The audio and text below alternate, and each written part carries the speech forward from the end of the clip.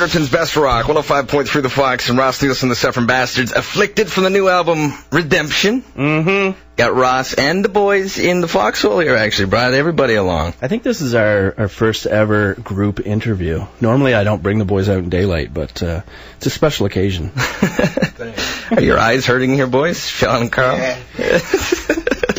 So, listen, man, you got the CD release party tomorrow. I'm not blowing any smoke here when I say I really dig the album. That was a couple days ago. It's post-Earth Day now, blowing smoke. That's right, yes. I'm glad you dig the album. We're really, really stoked to have it and to get it out to people and to launch it in Fredericton for sure. Time. And that was the plan, right? To launch it to the hometown crowd first before it goes digital on... Totally. Like 2 days after? Or yeah, I think Tuesday the 27th it goes digital. And, we wanted to give the folks who helped us raise the money to record the album, kind of a preview and just treat them right and launch it here before anywhere else. So and what you mean by helping raise money? Bottles was a big part of that, right? Doing the bottle drive. Bottle drive. What made you decide to do that? That was just. I think it got in my head from a friend of my girlfriend's when she was going back to school. I don't know if she was even serious, but I think she said, like, I think I'm going to have to bottle drive to go. That's how she talks. I think I'm going to have to bottle drive to go back, to afford to go back to school. And it just went off in my head. I was like, oh my God, that's it. That's totally us. It's our grassroots kind of low key kind of thing. And that's sort of what we specialize in. I know I threw a couple of parties to help you out. I did take a bit of a loop away from the old crash house. That helped you head down to Mississippi too, right? It did, actually, totally. Tell me about that trip. That must have been a whirlwind of an experience to go down and record this thing. Well, yeah, I mean, to put it mildly, I mean, for me it was life-changing. I don't know what the boys would have to say about that. It was a pretty... we're on the radio, guys. They had nothing to say. It's it was totally life-changing, man. I mean, it was down in the heartland of some of my biggest influences musically. We went to Clarksdale for a few days. The recording itself was fairly intense. We didn't do a whole lot other than go to the studio and record because we only had 5 days to get it done. And we pretty much nailed that, I would say. Like, we made the best of our time and we were well prepared, and that paid off in the end. And then we got 4 days of relaxation in Clarksdale. Yeah. What'd you do to relax? Did you see some sights or Can we talk keep it legal? Did you keep it legal? We went to, like, they have a big statue in Clarksdale. The actual Highway 61 and 49 is like a multiple lane, like multiple cloverleaf exit ramp kind of thing now. It's not very bluesy at all.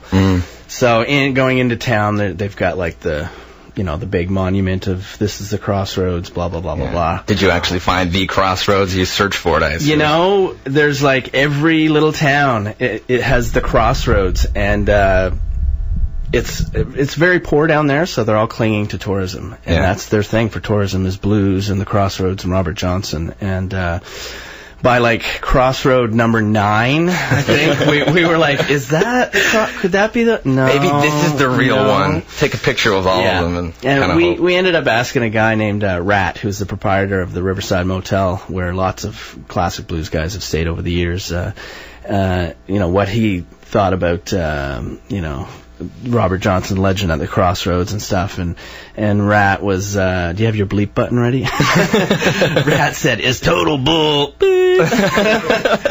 So it was kind of disheartening to hear that, and I guess inside your brain, in reality, it's total BS. But I remember going to see Crossroads when I was a little kid with my dad, and that was, I don't know if that is what triggered where I am today, but it certainly didn't hurt. Although at the time I didn't know who Robert Johnson was, or even that he was a real guy. Yeah. But I sure knew who Steve Vai was. Obviously an info. How cool was that to work with those guys that you worked on this album? Because you've got big names. Yeah, it was really cool. The Mississippi All-Stars have been a huge influence on me. And for it to work out the way it did, for Cody to step up and take the helm after his dad passed away was, we literally couldn't have planned that to work out better than it did. We thought when Jim passed away, who are we going to get? We thought maybe we'd get someone close to the family who had been in the studio to keep the same vibe. Didn't even occur to us to ask for Cody because we figured he's just too busy all the time. And he up and offered, and we're really grateful for that. We got the album that we wanted. Who knows what we would have gotten with Jim? I'm sure it would have been awesome, but this one we're really proud of. So no regrets. And now you're going to hit the road pretty soon too, right? For is it a national tour across the? What's the deal? It's national. Tell them all about it, boys. Coast to coast, 9 weeks. Looking forward to that? Oh, yeah. Yeah. Because you guys, you did a few solo shows, obviously. You do that every once in a while. Yeah, you went to the Olympics. Yeah, I did. I competed in the Olympics in the... Did you win a medal? In the door person greeter category. I got the tinfoil medal in silver. my category. Yeah, exactly. Not quite the best, but, I mean, close. I bought spray paint, so it's gold now. There you go. That's right. You can lie. Every like start of the year, wintertime, April, I say February, March, I do a bunch of solo stuff, and I was very lucky that I got taken out to the Olympics to do the 2 weeks there at Atlantic Canada House, and I was very grateful for that. And then I played a month of solo shows between Ontario and the Maritimes, and now, quite frankly, we're ready to rock. Yeah. What do you guys do when he's off by himself? Revel. Work. Make the extra money, eh? Yeah. Mr. Mom. They take care of business. Nice. You could say, Right on. Yeah. Cool. Well, I'm very pleased with the album. I really dig it. One song in particular, which it's DJ Day. I'm hoping you're going to give me a gift here. I knew it was DJ Day, and I brought you a shiny sticker. I love stickers. But that's not all. I noticed you commented the other day that you really dig the tune. Is it track 5? Yeah. Do What You Can. Yeah. And so we're gonna rip that one out for you in honor of DJ Day of our favorite daytime DJ, Crash. Awesome. A little bit more with Ross Neilsen, The Sufferin Bastards. Right after. Take it away, boys. Go ahead. What I can. 2, 3, 4, hey.